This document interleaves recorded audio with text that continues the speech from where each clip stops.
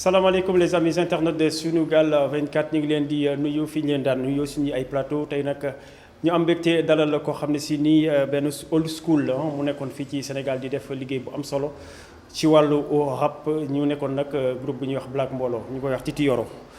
Titi Yoro xam naa ñu bëri xale yi xam naa ñu bëri xamuñu ko surtout génération 2000 bi Titi maa ngi lay nuyu. Oui, asalaamaaleykum.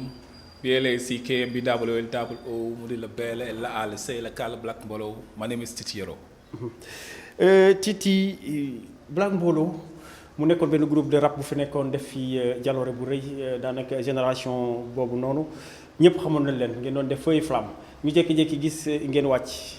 nekkatu leen ngeen tas lan moo waraloon maanaam explosion boobu nga xam ne amoon na ci seen groupe bi. Ok. Nous avons senti que c'était nécessaire vers les années 2003 d'aller étudier,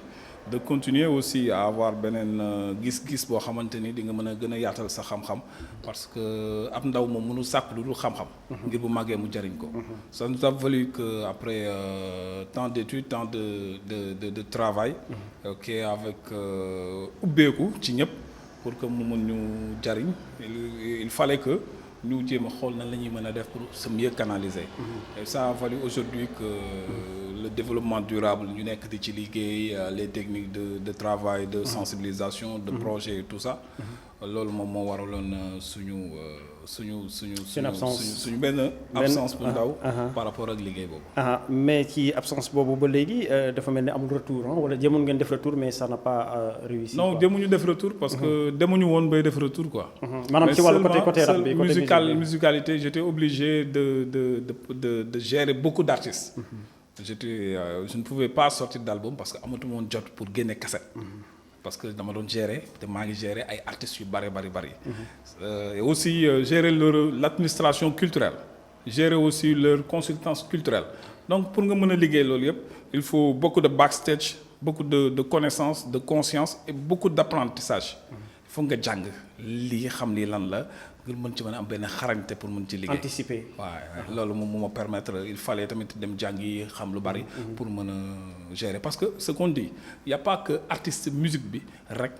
mais ñenn ñi dañu jàngi woon musique mais ñeneen ñi dañu jàngi woon administration culturelle. pour que ñoom ñu mën ko boole tey jii boo gisee benn Youssou Ndour da ngay gisaale benn Aziz Dieng. Aziz Dieng encadrement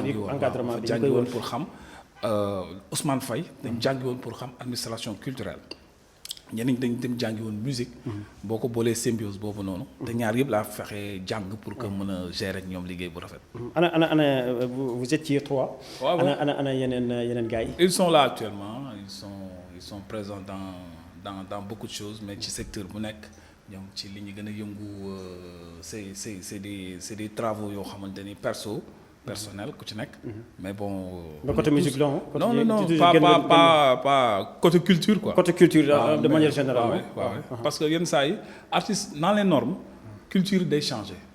à tout moment tu peux être graffeur tu peux être administrateur tu peux être aussi musicien comme compositeur arrangeur tu peux être chanteur et tout ça mais boo bëggee canaliser wu fenn rek. c'est très bien mais bu gënee yaatu rek muy gën a neex ci nga mën a surfer def lu la neex ci musique comme ni nga ko bëggee.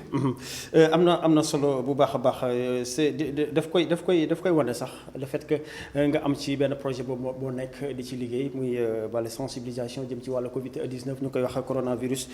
nga ciy def liggéey bu am solo ndax mën nga ñu wax fan nga ci toll ci wàllu sensibilisation boobu nga xam ne yéen a ngi koy def. ok nous avons trouvé nécessaire benn moment donné de prendre nit ñi nga xamante ni Sénégal yàgg nañ leen gis ñu def sensibilisation lu ci mel ni Alioune Kassé lu ci mel ni Bil Diakhou nga xam morsom day dugg ba ci biir kër yi. Alioune Kassé lu ngay jaay moo lay jaay côté drogue beeg yu demee noonu. moi j'ai toujours fait Mbindandu Jaam et je suis dans la sensibilisation plan d'action Dakar Ville Propre je suis le secrétaire général des acteurs culturels. plan d'action Dakar Ville Propre pour accompagner Sénégal zéro déchet. et j'étais obligé aussi après interpellation ne diw ak diw jóg leen lu tax ngeen war a jóg da ngeen war a jóg sensibiliser Sénégalais yi ci lan lañ leen di sensibiliser yokk fagaru. nous avons fait opération yokk fagaru. pourquoi opération yokk fagaru de un nous avons vu que nous cherchons 0 cas communautaire 0 cas contact. et pour ñu am loolu noonu il faut ñu gën a yokk fagaru. et que communes yi ci biir gox yi gox-goxaan yi chef de quartier yi groupement des femmes bàjjenu gox yi association yi mouvement yi fondation yi ku ci nekk fa nga nekk ambassadeur nga fa nga nekk na nga jóg sensibiliser benn par benn gox par gox commune par commune boo xoolee en ville Dakar ville ça fait 19 communes 19 communes yi bu ñu yaroo set sell tegu ci yoon da ngay gis ni sensibilisation bi day gën a yaatu donc sensibilisation dafa amal les réflexes et tout ça loolu moom waral ñu ne niñ jóg wan nit ñi nan la ñuy sensibiliser parce que le journaliste est en train d'informer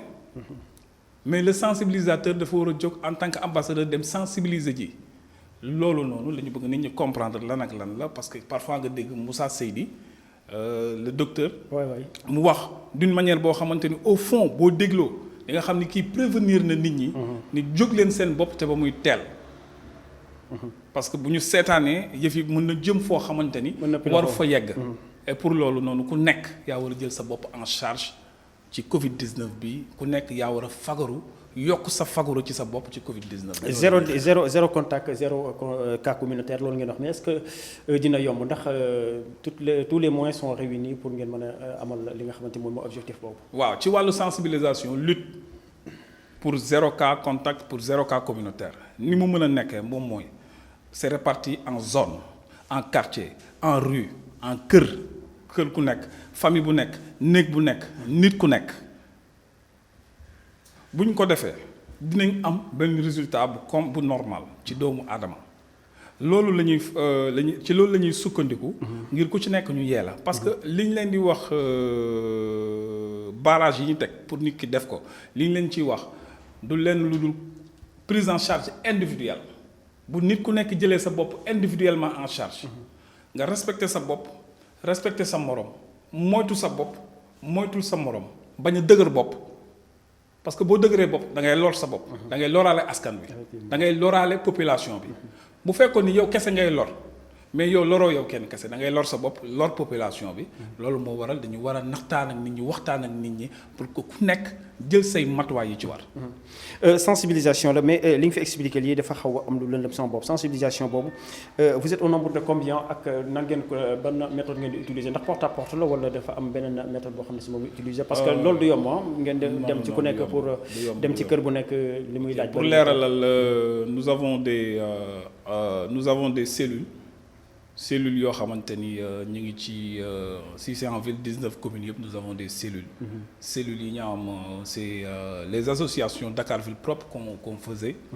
doon ci liggéey pour la propreté de la ville. réseautique,ment cellule boobu ngeen yooyu ngeen utiliser ñooñu noonu dinañ liggéey ak ñoom. liggéey ak banlieue bi ñi nga xamante ni c'est des partenaires yoo xamante ni ambassadeurs de sensibilisation. mais aussi dañuy liggéey ak mairie yi ak les maires. pour que ñoom tamit parce que affaire bi daf leen concerné les leaders d'opinion aussi da leen concerné acteurs culturels yi c'est vrai que on était en train de préparer pour sortir benn album mais Covid-19 bi moo tax ñu arrêté ko album compile wala un album avec les acteurs culturels d'accord ok pour Dakar Ville Propre Sénégal zéro déchet pour accompagner Sénégal zéro déchet album boobu noonu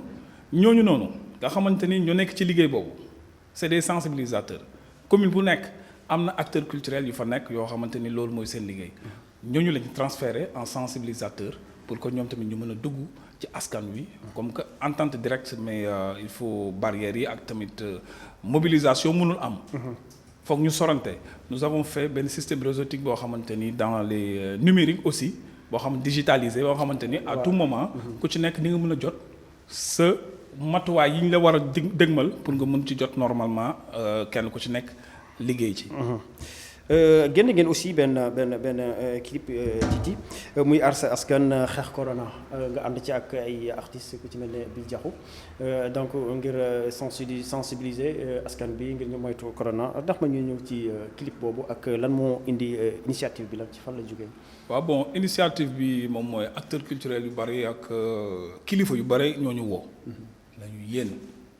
diw ak diw xool leen noo leen defee. ngeen jàppale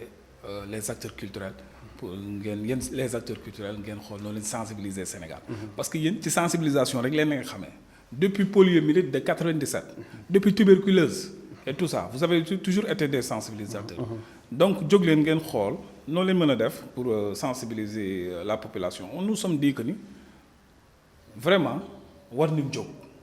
Joke ci le Alioune Kassé qui a toujours été là pour parler de li ngay jaay moo lay jaay bàyyi ko yow bàyyi li ngay jaayee Bill Diakhou qui te parle de maman noonu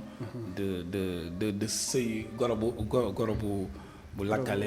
des choses comme ça pour sensibiliser il y a des gens seen liggéey mooy éveiller la population yee sénégalais yi pour que ñoom seen bopp ñu mën a xam yoon bi ñuy jaar ñooñu ñoo dajaloo avec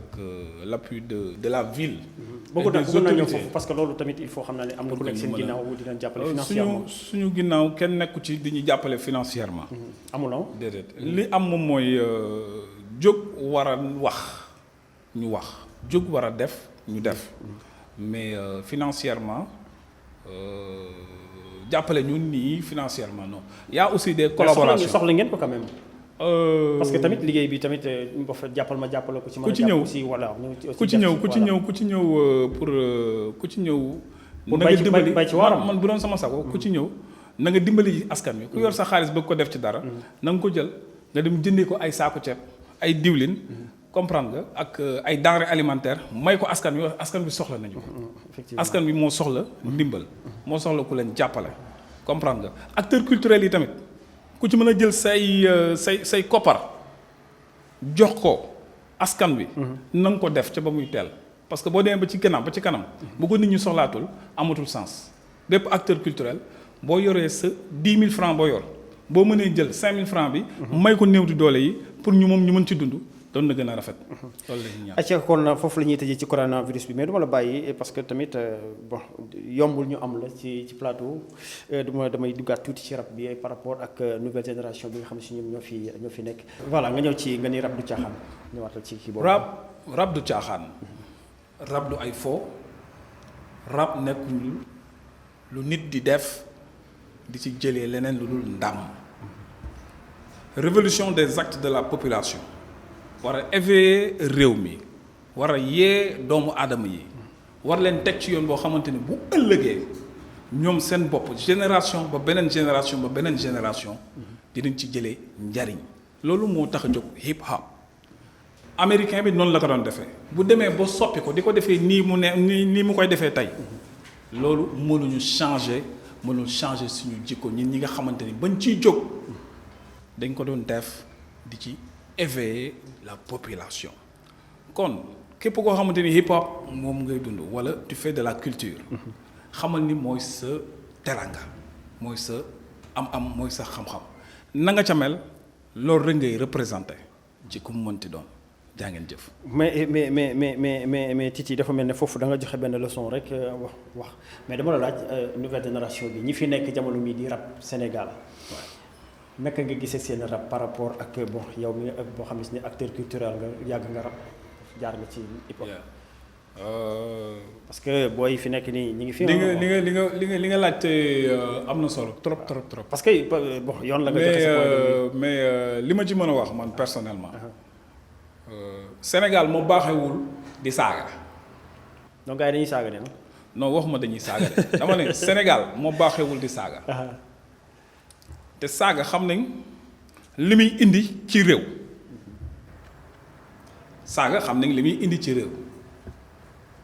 beneen bi moom mooy rap